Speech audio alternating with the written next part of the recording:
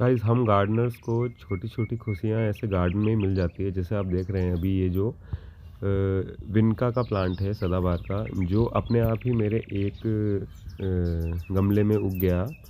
जो छोटा-सा है अभी, बट मैं इसको थोड़ा बड़ा हो जाएगा तो ट्रांसप्लांट करूँगा। अभी मैं इसकी ऊपर से पिंचिंग कर दूँगा, जिससे बुशी हो जाएगा और ज़्यादा फ्लावर प्रोड्यूस करेगा। तो अभी ठंड का मौसम आ रहा है, आगे गर्मी के टाइम इसका ग्रोइंग पीरियड रहेगा।